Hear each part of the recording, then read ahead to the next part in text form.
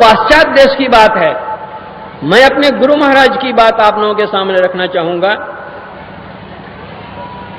Bhagalpur university में उस समय दिनकर जी वीसी थे।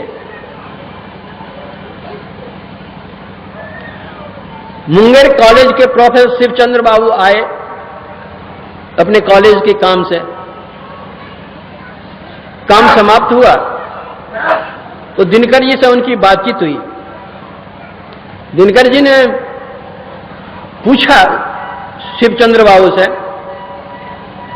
कि सुनते हैं कि कुप्पा घाट में एक बहुत अच्छे महात्मा हैं, आपने दर्शन किए हैं कभी, कैसे हैं वे? शिवचंद्र बाबू ने कहा हाँ, बड़े अच्छे महात्मा हैं, मैंने दर्शन किए हैं। तो कुलपति जी ने कहा कि जो मेरी भी इच्छा है दर्शन करने की, चला जाए? तो कहा चला जाए। दोनों ही एक गाड़ी पर बैठते हैं। अब वो दिनकर जी पूछते हैं, अच्छा महात्मा जी से मैं कुछ पूछूंगा तो वे उत्तर देंगे?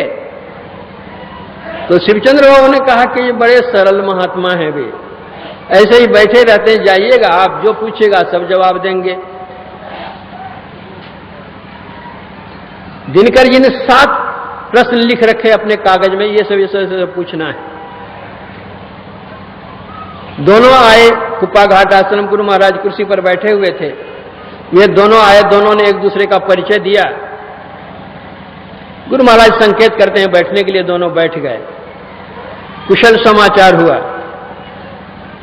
अब गुरु महाराज की मौज देखिए, जो पहली जिज्ञासा उनकी थी, बात के बात में ही गुरु महाराज पहली जिज्ञासा का वे समाधान कर देते हैं। जैसे पहली जिज्ञासा का समाधान होता है, दिनकर जी शिवचंद्र बाबू की जांग ऐसे थपथपाते हैं कि क्या बात है, लिखा हुआ कागज में उसका उत्तर मुझे मिल रहा है। क्रम से 7 जिज्ञासा का समाधान हो गया। अवाक रह गए दिनकर जी।